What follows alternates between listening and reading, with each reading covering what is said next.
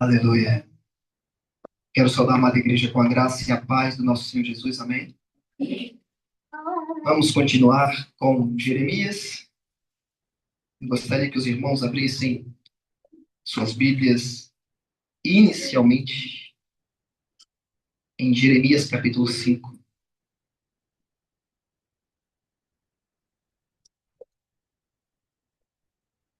Os primeiros capítulos de Jeremias entrega praticamente até o capítulo 24, onde começam ali todo o problema que ele tem com os governantes, com os sacerdotes, as denúncias do Senhor. Porque Jeremias ele prega para Israel, para Judá, na verdade, e depois também profetiza às nações. Então, até capítulo 24, 28, ali tem alguma menção também a respeito desse embate de Jeremias, o povo de Judá, e depois pregação contra as nações. Esses primeiros capítulos aqui, eles são super importantes, porque depois, no meio para frente, vai ser o que o Senhor, vai ser um eco do próprio Senhor, repetindo e dizendo para o povo se arrepender e voltar. Mesmo Jeremias sabendo que isso não será possível, mesmo Deus sabendo que isso não será possível, mesmo assim as misericórdias do Senhor são muito abundantes para o povo, porque ele não para de usar Jeremias para anunciar até que chegue o dia do fim. Então, esses primeiros capítulos nós vamos mastigar bem, porque depois vamos só fazer menções até concluir o livro. Diz assim, capítulo 5 de Jeremias, verso 1. Percorram as ruas de Jerusalém, olhem e observem. Procurem suas praças para ver se podem encontrar alguém que haja com honestidade e que busque a verdade. Então eu perdoarei a cidade. Embora digam, juro pelo nome do Senhor, ainda assim estão jurando falsamente. Esses primeiros versículos aqui, para o capítulo completo, é mais a denúncia que o Senhor faz do porquê que ele vai de encontro à cidade com o seu juízo. Então o Senhor ele começa a dizer, olha, se você perguntar, se você for observar pelas ruas da cidade, se você encontrar alguém que seja honesto, justo, eu não vou destruir. E é muito parecido o que o Senhor fala num diálogo há muito tempo atrás com Abraão. Abraão conversa com Deus. O Senhor vai destruir se tiver algum justo? Ele falou, olha, se tiverem 50 justos, Senhor, mas e se tiver 10, e se tiver 20, 10? Abraão, se tiver apenas um justo, não destruirei. Então o Senhor faz a mesma coisa aqui com Jeremias. Só que a diferença que dói muito mais, porque Israel é como a menina dos olhos do Senhor. Não é Sodoma e Gomorra. Todavia, as denúncias do Senhor para com o povo de Deus, Judá, aqui no caso, eram piores ainda do que Sodoma e Gomorra. Porque eles eram conhecedores da lei, conhecedores da palavra, e aquele que é conhecedor, se você sabe que não deve passar o sinal vermelho durante o dia, você sabe que você corre um grande risco se você estiver ali dirigindo. Então você é conhecedor dos sinais. Se ultrapassar o sinal na hora errada, pode acontecer um acidente. Ou você vai sair prejudicado, ou você vai prejudicar alguém, ou ambos serão prejudicados. Então é disso que o Senhor, muitas vezes, ele comenta com o povo. Cuidado para não avançar o sinal, mas o povo avança mesmo assim. No versículo 12, diz assim: mentiram acerca do Senhor, dizendo, ele não vai fazer nada. Nenhum mal nos acontecerá, jamais veremos espada ou fome. Os profetas não passam de vento, verso 13 do capítulo 5. Não passam de vento e a palavra não está neles. Por isso, aconteçam com eles o que dizem. Portanto, verso 14, assim diz o Senhor dos Exércitos, porque falaram essas palavras, farei com que minhas palavras em sua boca sejam fogo, e este povo seja a lenha que o fogo consome. Deus, por perceber que havia no meio do povo profetas, só que eram profetas que deixaram os caminhos do Senhor, que profetizavam dizendo, não vai acontecer nada, está tudo bem, o Senhor é conosco, Ele nos livrou lá atrás, vai livrar aqui também. E o povo se garantia, porque tinha o templo do Senhor, tinha toda a liturgia, eles viveram grandes batalhas, tem um histórico de grandes reis vitoriosos, tinha um histórico de um Deus tremendo que abriu o mar, um histórico no qual o Senhor é o Deus de Israel, o Senhor é o Senhor dos exércitos, e se garantiram nisso. Só que Deus estava dizendo para Jeremias, abre bem a tua boca, porque eu vou colocar as palavras, e elas serão como fogo. Quando você falar, você vai consumir essas pessoas, porque elas serão como lenha. E o fogo queima a lenha. E qual é o resultado quando o fogo queima a lenha a noite toda? O que a lenha vira no final? Cinza. Cinza. E a cinza serve para quê? Para ser espalhada. Há quem use a cinza, aí já entra no mérito científico.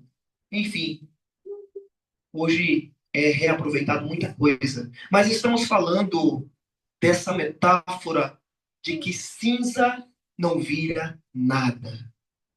Então, as palavras de Deus, elas são como fogo consumidor, literalmente, não só metaforicamente, literalmente. E aí, avançando mais aqui no verso 20, diz assim: anunciem isto à comunidade de Jacó e proclamem-no em Judá. Ouçam isto, vocês, povo tolo e insensato, que tem olhos, mas não veem, tem ouvidos, mas não ouvem. Acaso vocês não me temem? Pergunta o Senhor. Não tremem diante da minha presença? Porque fui eu que fiz da areia um limite para o mar, um decreto eterno que ele não pode ultrapassar. As ondas podem quebrar, mas não podem prevalecer. Podem bramir, mas não podem ultrapassá-lo. Mas este povo tem um coração obstinado e rebelde. Eles se afastaram e foram embora. Não dizem no seu íntimo, temamos o Senhor nosso Deus, aquele que dá as chuvas do outono e da primavera no tempo certo e nos assegura as semanas certas da colheita. Porém, os pecados de vocês têm afastado essas coisas. As faltas de vocês os têm privado desses bens. Há ímpios no meio do meu povo, verso 26. Homens que praticam a espreita, como num esconderijo, caçadores de pássaros preparam as armadilhas para capturar gente. Suas casas estão cheias de engano, como gaiolas cheias de pássaros. E assim, eles se tornam poderosos e ricos, estão gordos e bem alimentados, não há limites para suas obras más. Não se empenharam pela causa do órfão, nem defenderam os direitos do pobre. Não devo eu castigá-los? Pergunta ao Senhor. Não devo eu vingar-me de uma nação como essa? Uma coisa espantosa e horrível acontece nesta terra. Os profetas profetizam mentiras, os sacerdotes governam por sua própria autoridade e o meu povo gosta dessas coisas. Mas o que vocês farão quando tudo isso chegar ao fim? Olha o enunciado do Senhor para o profeta Jeremias, falando, olha, o povo, ele parece que eles gostam das falsas profecias. Eles gostam, porque é bom, toda palavra que massageia o ego, entra bem aos ouvidos, é muito bom, mas a palavra de correção ela é detestável, porque dói ser corrigido. São poucas pessoas que vão aceitar, ou melhor, que aceitaram, desde os tempos mais antigos, desde que mundo é mundo até os dias atuais, são poucas pessoas, de fato, que aceitam ser corrigidas. Vamos ver em Salmo 141 como que é uma pessoa ser corrigida.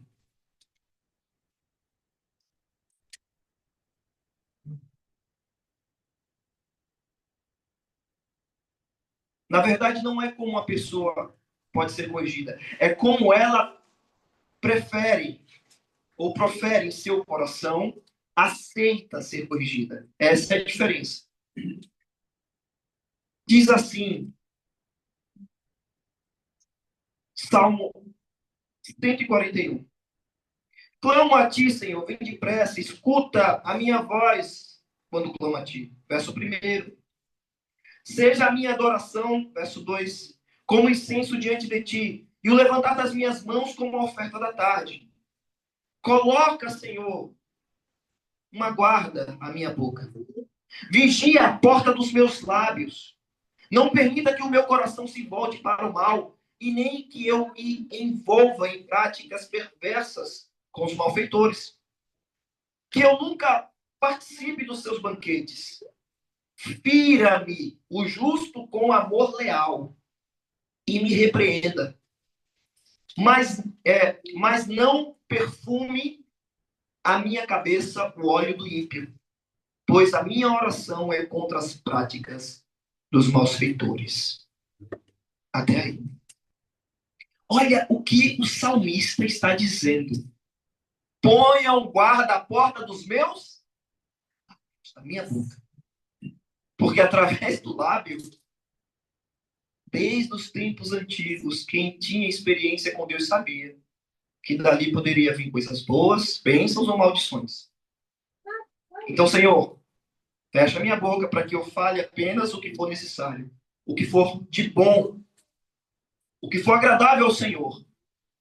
E que se eu tiver errado, diz o salmista, que o justo venha ferir-me com a sua repreensão. Isso será muito melhor do que óleo, do que unguento sobre a minha cabeça.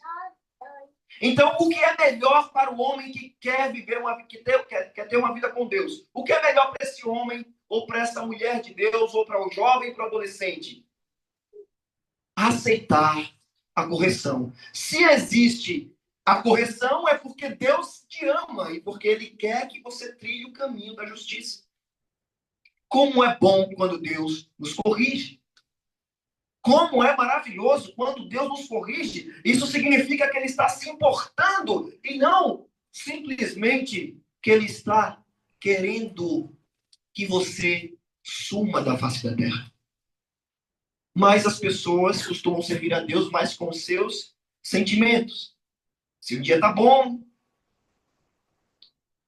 se o dia está ruim, as coisas não fluem, tudo bem, tem dia que é assim mesmo. Mas o que eu quero dizer é que o Senhor, o serviço ao Senhor, querer ser corrigido, andar com Deus, respeitar o próximo, não depende se o dia está bom para você ou não. Não depende do seu sentimento, do problema que você teve em casa, ou consigo mesmo, ou com o mundo. Isso é uma coisa sua, do seu coração. É como aquelas pessoas que descontam em todo mundo se o dia está mal. É porrada para lá, é porrada para cá. Se pudessem salivar lava de vulcão, teria matado um monte de gente.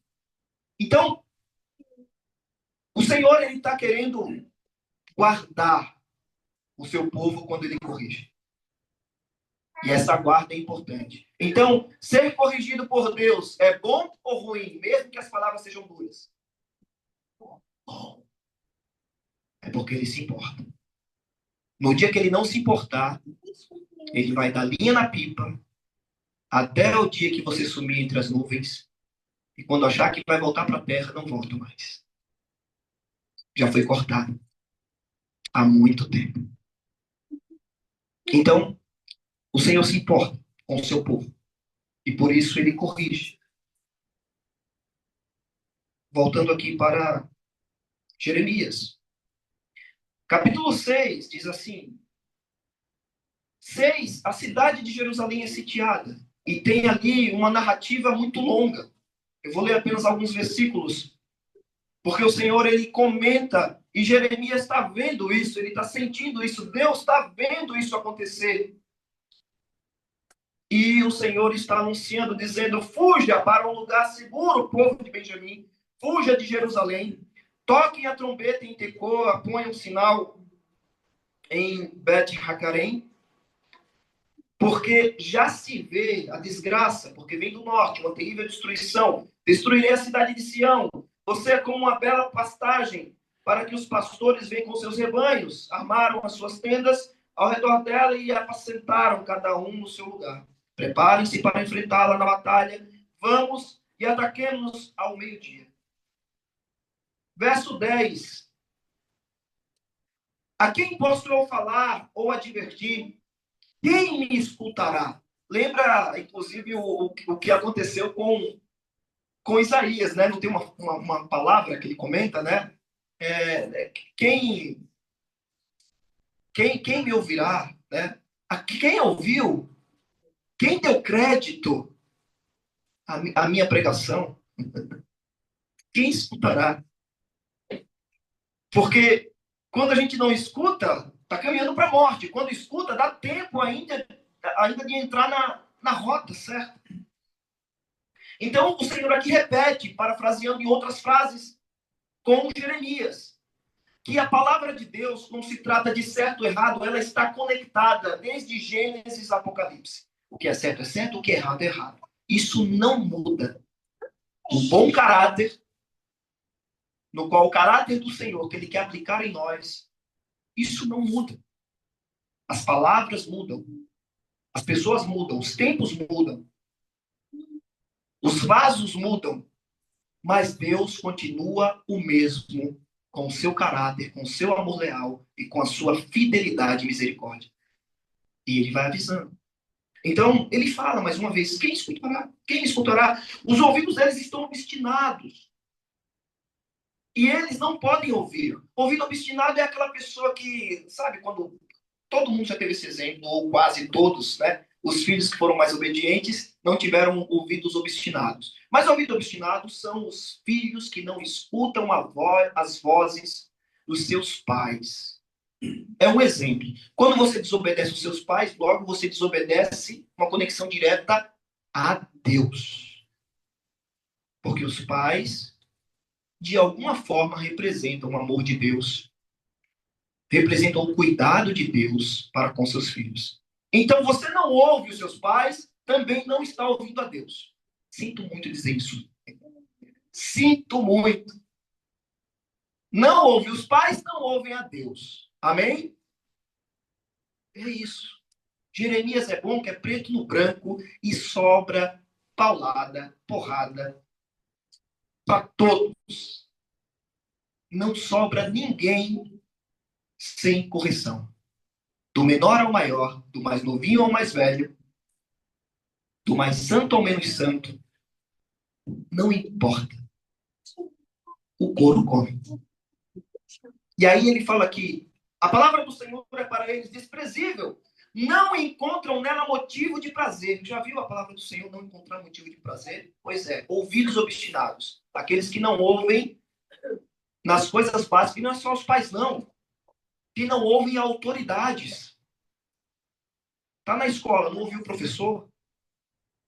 Está na casa do Senhor, não ouviu os pastores.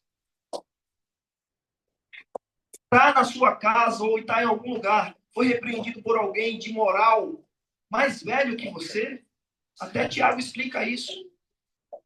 Temos que tratar como se fossem os nossos pais, porque eles têm mais experiência de vida do que nós. Então, Entendem como isso começa a crescer e aumentar numa escalada que parece ser bem pequena, lá com o chamado de Jeremias, e aí começa uma proporção gigantesca. E aqui o Senhor comenta: mas a ira do Senhor dentro de mim transborda, já não posso retê-la. Jeremias já não conseguia mais conter tudo aquilo que Deus havia revelado para ele. Porque os olhos de Jeremias agora, ele tinha, sabe, aquela lupa. Antes do chamado de Jeremias, ele não conseguia compreender. Poderia até achar estranho algumas coisas, mas depois que o Senhor chamou Jeremias, os óculos de Jeremias pareciam aquelas lupas que veem as coisas de forma muito macro. Você pega a lupa, você quer ver uma formiga, você vê a formiga gigante. Jeremias começou a enxergar toda a problemática que Deus estava falando e no qual os ouvidos e os olhos do povo de Israel estavam cegos e surdos, porque é disso que o Senhor reclama. Eles têm olhos, mas não veem, têm ouvidos, mas não ouvem. Isso é declarado em Salmo 105. E sabe o que Davi diz? Tornem-se semelhantes a eles, a esses deuses, que têm olhos, mas não veem, ouvidos, mas não ouvem, mãos, mas não tocam. Tornem-se semelhantes a eles, ou seja, vocês vão ficar insensíveis se vocês não derem glória ou prestar obediência, honra ao verdadeiro Deus. E essas pessoas, de fato, tornaram o que Davi profetizou no Salmo 115. Tinham olhos, mas não conseguiam enxergar o mal. Ouvidos, mas não conseguiam ouvir a voz do Senhor. Não conseguiam fazer as obras do Senhor da forma como o Senhor gostaria. E aí, no verso 13, diz assim: desde o menor até o maior, todos são gananciosos. Profetas e sacerdotes, igualmente, todos praticaram engano. Eles tratam da ferida do meu povo como se não fosse grave. Paz, dizem, quando não há paz alguma. Ficarão eles envergonhados da sua conduta detestável? Não, eles não sentem vergonha alguma, nem mesmo sabem corar. Portanto, cairão entre os que caem, serão humilhados quando eu os castigar, declara o Senhor. Por que o Senhor reclama tanto em sua palavra com a liderança? Muitas vezes você vai ver Jeremias, vai ler o profeta Ezequiel, vai ler todos os outros profetas, o Senhor vai falar de pastores. Pastores significa o quê na Bíblia? Tem alguns significados. Tem o pastor de ovelha mesmo, animal, e tem também pastor, que significa liderança. Pastor, na Bíblia, aqui no Antigo Testamento, é a liderança. Quer sejam sacerdotes, quer sejam reis, quer sejam pessoas da alta importância do período de Israel. Então o Senhor, ele reclama justamente com esses pastores, entre aspas, com essas pessoas da liderança. Justamente, observem uma coisa, a moda, ela sempre foi ditada pelo povo rico. Eu não conheço muita coisa de moda. Eu desenharia fácil a moda, criaria fácil umas roupas malucas, e se fossem aprovados, seria milionário hoje. Mas não é o meu nicho de negócio. Bom, mas o que eu sei é que a moda, quem ditou a moda, historicamente, estou dando um pouco de história da arte, sempre foram as pessoas ricas. Elas ditavam a moda, criavam penteados, criavam roupas, colocavam ouro, prata, enfim, adornavam, verdadeiros pavões. E aí o povo da classe mais baixa ia lá, olha que coisa boa, vou fazer. Claro que não ficava igual, mas tentavam fazer ali uma roupa Frankenstein e acabava dando certo. E um Frankenstein, com outro Frankenstein, com outro Frankenstein, deu muitas modernidades e ficou igual aquelas casas de puxadinho, né? Ao invés de você construir um lugar mais frondoso, você vai puxando, puxando, puxando, puxando, puxando. E aí fica aquele é difícil. Né? É difícil. Tony tem a manha, né? Então, as roupas, a moda também foi assim. E tem, assim, tem um lado mais poético, mas eu estou contando o lado mais underground, né? O lado mais por trás da história. Então assim, as pessoas vão copiando. Os ricos vão usando alguma coisa, aí o pobre vai lá e copia também. O rico quer ter uma camiseta style, o pobre vai lá e copia também. E assim vai. Mas por quê? Porque eles são os cabeças da ideia. Eles querem gastar o dinheiro deles como eles querem. Já não sabem mais como gastar. Então, vamos criar algumas coisas diferentes do resto da sociedade. E aí as pessoas vão copiando, vão copiando, vão copiando. A liderança de uma nação, a liderança de qualquer órgão que exista na Terra, o povo vai acabar copiando a cabeça. Vai seguir os cabeças. Vai seguir a liderança. Então Deus reclama muito justamente com os seus pastores aqui, com a sua liderança, com seus reis, com seus sacerdotes. E aí, mais à frente, o Senhor ainda fala assim, verso 28. Todos eles são rebeldes, obstinados e propagadores de calúnia. Estão endurecidos como o bronze e o ferro. Todos eles são corruptos. O fole sopra com força para separar o chumbo com fogo. Mas o refino prossegue em vão. Os ímpios não são expurgados. São chamados prata rejeitada, porque o Senhor os rejeitou. Verso 30. Prata rejeitada. Deus coloca o fogo para moldar um povo que está cheio de impurezas. E aí o Senhor vê que o resultado dessa prata que está ali sendo lapidada, o resultado não serve. É prata rejeitada. Veja o quão terrível esse povo caiu. Nessa malha fina no qual o Senhor está denunciando através do ministério do profeta Jeremias. Eu gostaria de abrir mais alguns versículos que conectam, estão em outros profetas. Os profetas, nem todos eles estão na mesma época, mas em épocas, profetas anteriores a Jeremias, durante o período de seu ministério, e também pós-exílio, depois de Jeremias, vocês vão ver alguns versículos que eles têm uma conexão perfeita das mesmas reclamações que Deus faz ao povo, à liderança, aos sacerdotes e às suas idolatrias.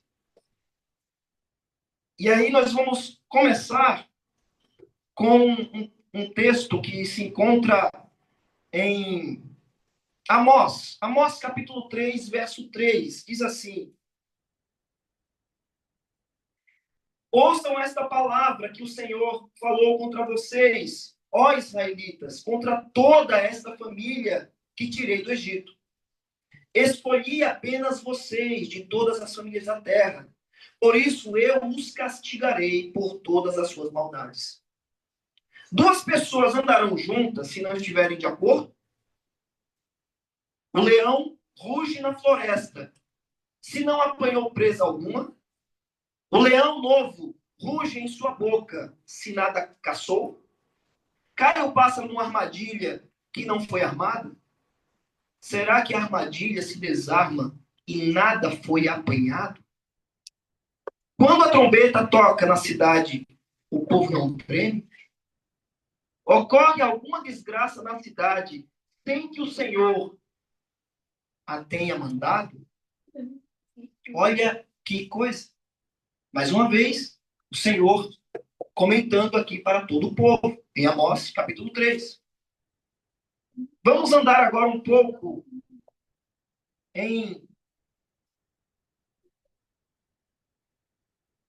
Malaquias.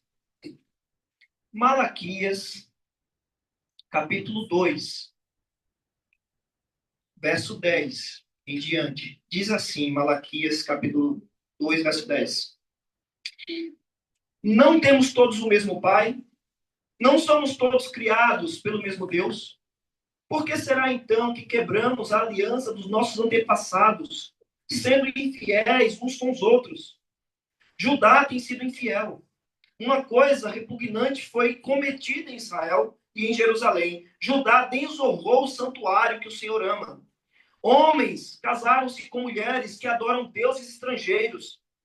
Que o Senhor lance fora das tendas de Jacó o homem que faz isso, seja ele quem for, mesmo que esteja trazendo ofertas ao Senhor dos Exércitos.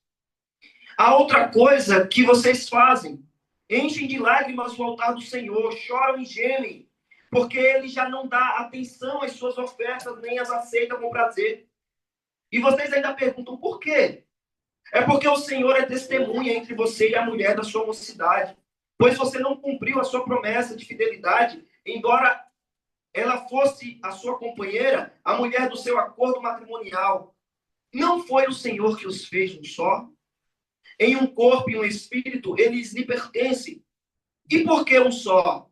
Porque ele desejava uma descendência consagrada. Portanto, tenham cuidado, ninguém seja infiel à mulher da sua mocidade. Eu odeio o divórcio, diz o Senhor, Deus de Israel. E também odeio o homem que se cobre de violência como se cobre de roupas, diz o Senhor dos Exércitos. Por isso, tenham bom senso, não sejam infiéis. Essas denúncias estavam lá também em Jeremias.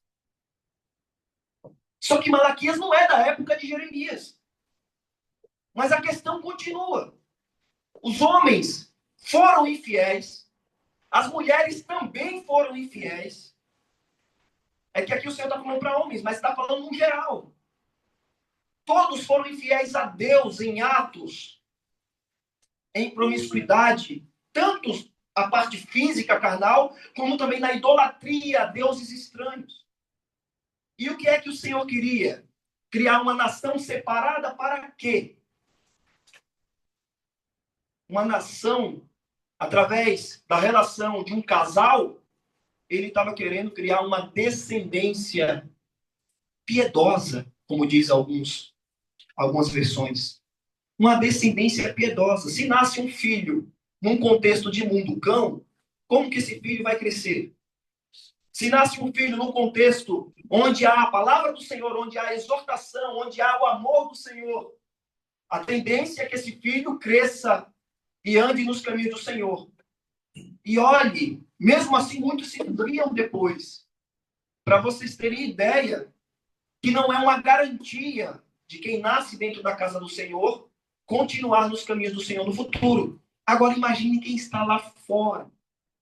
Quem está fora do manancial de águas vivas. Imagine quem está distante do Senhor. Aí é que o negócio começa a ficar feio.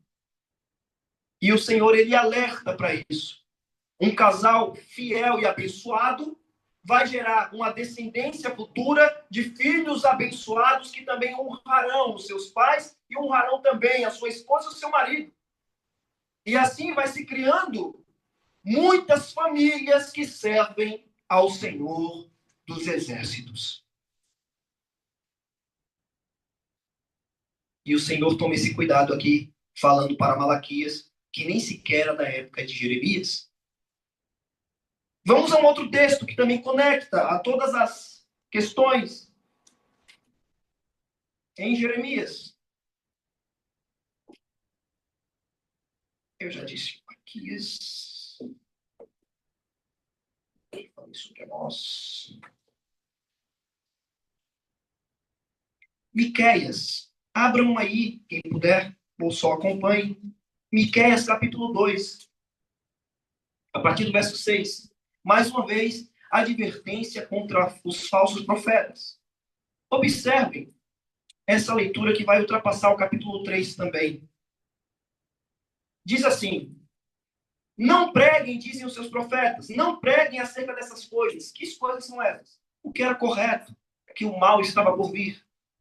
A desgraça não nos alcançará. De novo, a garantia de que Deus estava com eles, que o templo do Senhor estava lá, que a Arca da Aliança estava lá, estavam garantidos. Né? Como a pessoa que acha que está garantido por ir à igreja, ser domingueiro, ou ser apenas uma pessoa de semana, ou ir todos os cultos, todos os dias, estar dentro da casa do Senhor. Não tem nada a ver. Não adianta o ato. Deus não está falando de ato. Vir é apenas uma parcela, é uma parte. Estar com o coração voltado é outra coisa. Então, o Senhor, ele comenta, a descendência de Jacó é isto, que está falando. O Espírito do Senhor perdeu a paciência, é assim que ele age. As minhas palavras fazem bem aquele cujos caminhos são retos. Verso 11. Se um mentiroso e enganador vier e disser, eu pregarei para vocês fartura de vinho e de bebida fermentada, ele será o profeta desse povo. O que essa palavra quer dizer? O que a gente escuta quando liga até a linha em canais que falam sobre a palavra? É promessa para lá, é promessa para cá, é coisa boa para lá, é coisa boa para lá. Pois bem, se está procurando isso, esses serão os seus profetas. Profetas do engano.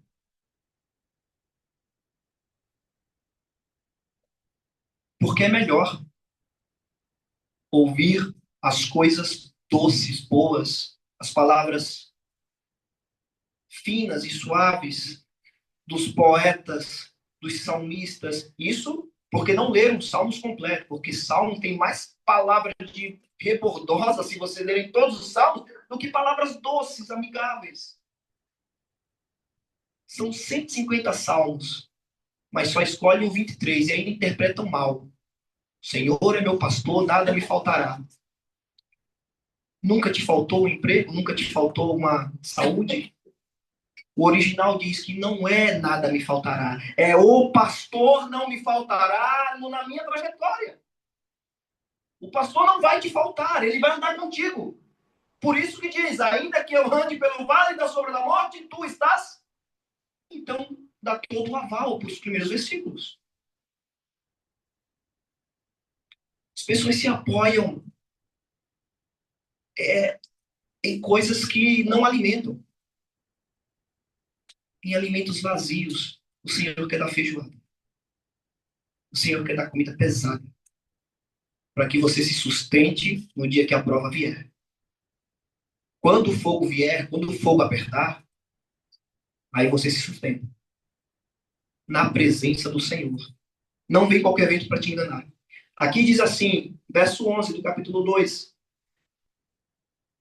Eu já falei, né, do verso 11. Capítulo 3, verso 1 de Malaquias, diz assim, de Miqueias, perdão, diz assim: Então eu disse, ouçam vocês que são chefes de Jacó, ou seja, os pastores de Jacó, ou a liderança de Jacó, governantes da nação de Israel, vocês deveriam conhecer a justiça, mas odeiam o bem e amam o mal. Arrancam a pele do meu povo e a carne dos seus ossos. Aqueles que comem a carne do meu povo arrancam a sua pele e despedaçam os seus ossos. Verso 5. Assim diz o Senhor aos profetas que fazem o meu povo desviar-se, e quando lhes dão o que mastigar, proclamam paz, mas proclamam guerra santa contra quem não lhes enche a boca. Por tudo isso, a noite virá sobre vocês, noites sem visões. Haverá trevas sem adivinhações. O sol se porá e o dia se escurecerá para os profetas. Os videntes envergonhados e os adivinhos constrangidos, todos cobrirão o rosto, porque não haverá resposta da parte de Deus.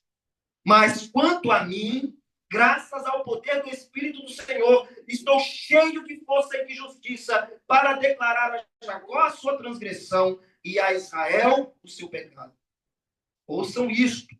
Vocês são os chefes da descendência de Jacó, governantes da nação de Israel, que detestam a justiça e pervertem tudo que é justo, que constroem Sião com derramamento de sangue e Jerusalém com impiedade. Seus líderes julgam sob suborno, seus sacerdotes ensinam visando lucro, seus profetas adivinham em troca de prata e ainda se apoiam no Senhor, dizendo: o Senhor está no meio de nós, nenhuma desgraça nos acontecerá. Parece que é século XXI. A gente olha lá no Instagram ou no TikTok, passa, tem lá gente, eu vou adivinhar o seu futuro, eu vou dizer o seu futuro, manda um pix. Não parece que... Hã? Não parece? Olha, isso está escrito há milhares de anos. E Deus está denunciando, porque o que é certo lá, o que é certo aqui também, e o que é certo será no futuro. É a mesma coisa. Eu não mudo, diz o Senhor. E o diabo também não muda, né? Porque ele age da mesma maneira em todo momento. Então, assim, vai morrer um profeta que dava profetada, que falava que o povo ia ouvir, uma hora ele envelhece, ele morre, e se levanta outro para continuar um legado de dificuldade, né? Então, você vê que não muda, Deus não muda e Satanás também não muda. Ele vai continuar levantando pessoas para nos enganar. Exatamente. E é por isso que a gente precisa entender a palavra para não ser enganado. Exatamente. Vocês entenderam o ponto que a pastora colocou? É muito importante não ficar ouvindo por aí o que falsos mestres dizem. E detalhe, vou fazer igual o apóstolo Paulo falou. Ele disse assim, eu estou trazendo o evangelho para vocês. O evangelho de Cristo. Hoje. Mas se amanhã, futuramente, eu trouxer um outro evangelho, que eu seja maldito. Hã? Não pode mudar as estruturas do evangelho. Não pode mudar as estruturas da palavra. Porque o próprio apóstolo Paulo, que trouxe as doutrinas que nós hoje conhecemos na palavra, o Senhor revelou para ele. Ele tinha medo de, no fundo, no fim de sua carreira, ele mesmo não ser aprovado por Deus. Porque ele sabia que a natureza dele, ou a nossa natureza, ela é voltada, ela é como um imã que vai para a morte. E Deus está sempre tirando. Porque o pecado original já nos condiciona a isso até os dias atuais. Só seremos totalmente transformados no dia que o Senhor vier e levar a sua igreja, ou no dia que nós morrermos em Cristo e o Senhor nos ressuscitar. Então, o nosso corpo corruptível será incorruptível. Mas até lá, a sua carne, ela vai lutar contra o seu espírito e o seu espírito vai lutar contra a sua carne. O seu espírito vai lutar contra a sua carne para impedir de se perder. E a sua carne vai lutar contra o seu espírito para que você se perca mesmo, fazendo o que gosta, ouvindo o que quer, vendo o que quer, praticando o que quer. Então, Jeremias, ele nos alerta. Porque é um profeta que, quando a gente lê, não parece que está tão longe assim. Parece que Deus chamou Jeremias há uma semana, há um mês, há um ano. Está recente. Porque as palavras do Senhor são vivas. Elas não são mortas. Então, Jeremias, ele tem uma conexão com todos os outros profetas, porque não é Jeremias que tem a conexão com os profetas, é Deus, é o único Deus que tem a conexão com todos a quem ele tem propósito. Então ele não muda, é o único Deus. Jeremias nunca tomou um cafezinho, nunca comeu um pão com um peixe com Miqueias. E Miqueias fala das mesmas coisas. Amós fala das mesmas coisas. Isaías, que veio ainda 125 anos antes, fala das mesmas coisas em alguns pontos. Pecado sempre vai ser pecado. E aí, para amadurecermos aqui, vamos ao capítulo 7. Diz assim, o título para mim fala a inutilidade da falsa religião. Então, o que é uma falsa religião? Vamos entender aqui, na prática. Já foi comentado, a falsa religião é todas as vezes que você acha que os bordões religiosos vão guardar você. Vamos dar aqui um exemplo. O exemplo da Bíblia aberta em casa para proteger a sua casa dos males, isso aí é como se fosse um bordão, não vai significar nada. A página vai ficar amarela e cinzenta e empoeirada. Não vai te dar proteção.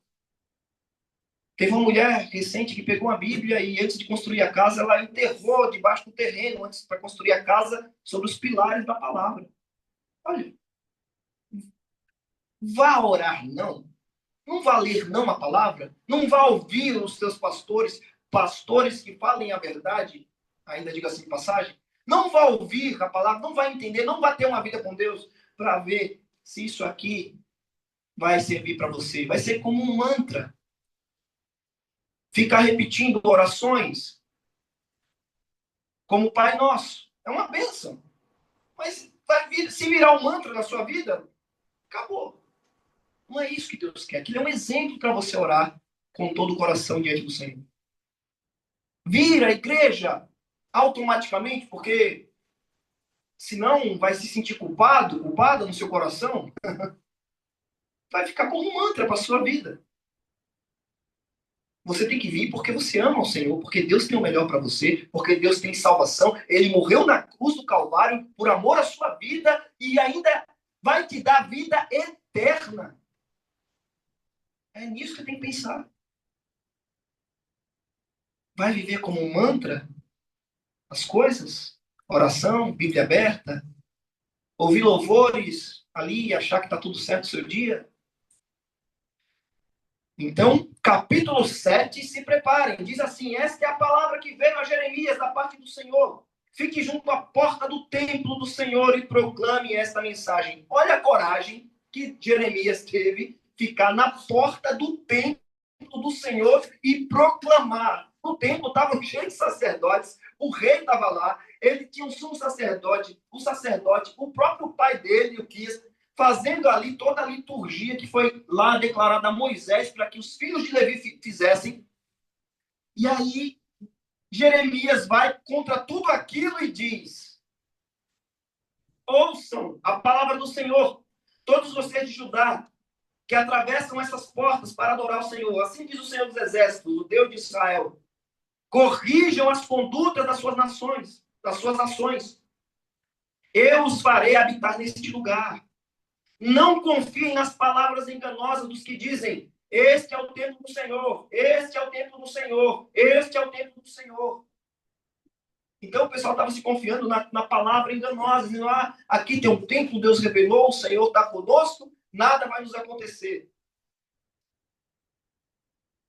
E aí diz assim o versículo 5: mas se vocês realmente corrigirem as suas condutas e suas ações, e se de fato tratarem uns aos outros com justiça, se não oprimirem o estrangeiro, o órfão, a viúva, e não derramarem sangue inocente neste lugar, e se vocês não seguirem outros deuses para a sua própria ruína, então eu os farei habitar neste lugar, na terra que deu a seus antepassados, desde a antiguidade e para sempre.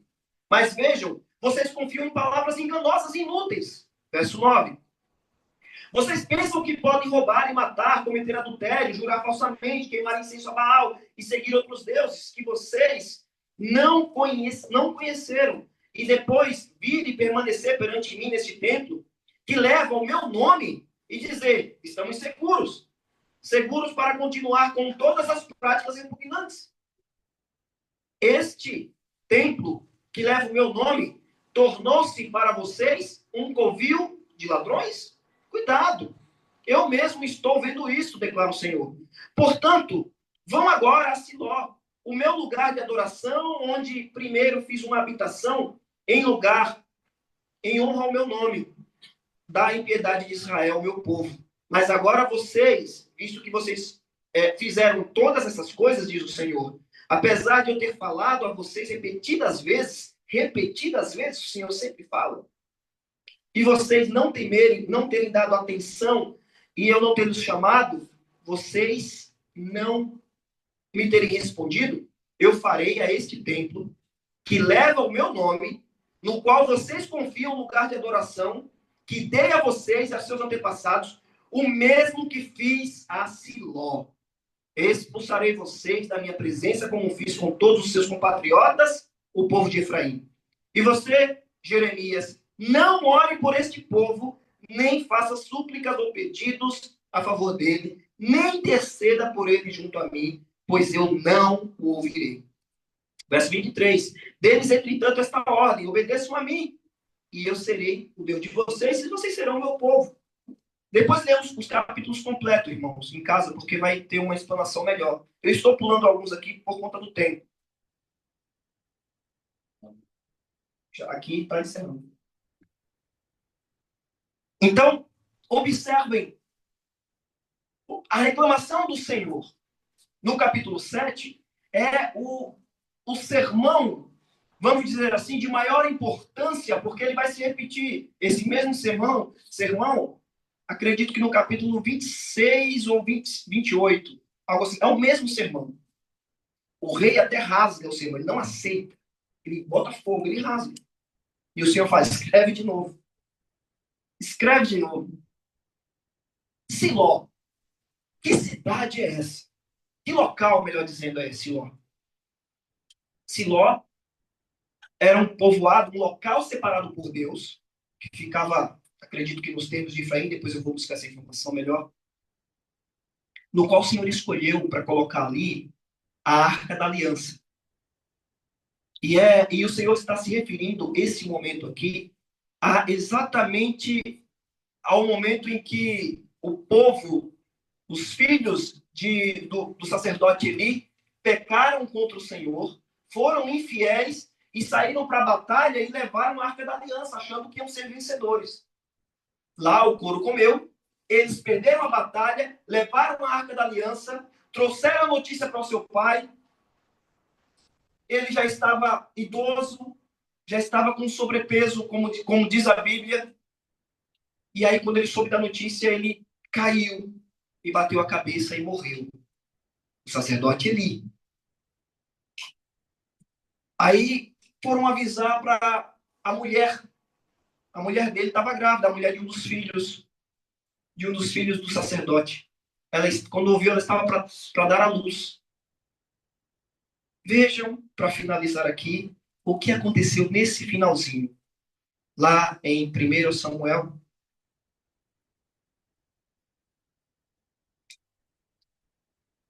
1 Samuel, capítulo 4, do verso 17 em diante. Diz assim: o mensageiro respondeu: Israel fugiu dos filisteus, e houve uma grande matança entre os soldados. Também os seus dois filhos, Hofni e Finéias, estão mortos, e a arca de Deus foi tomada.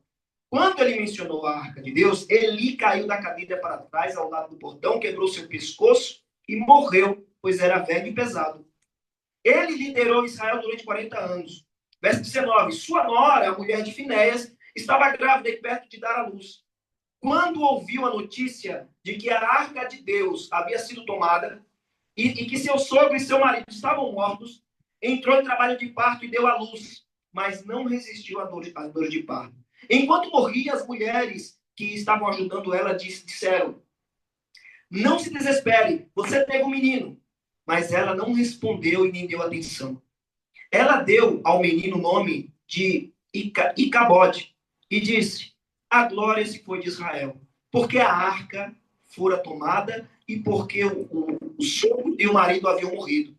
E ainda acrescentou: a glória se foi de Israel, pois a arca de Deus foi tomada.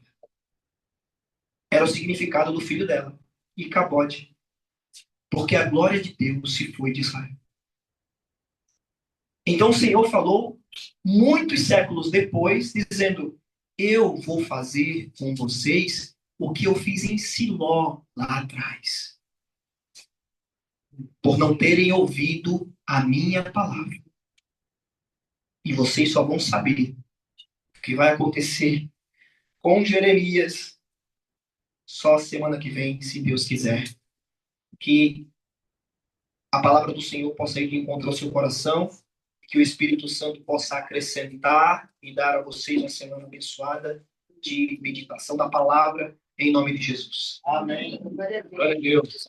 Glória a Deus.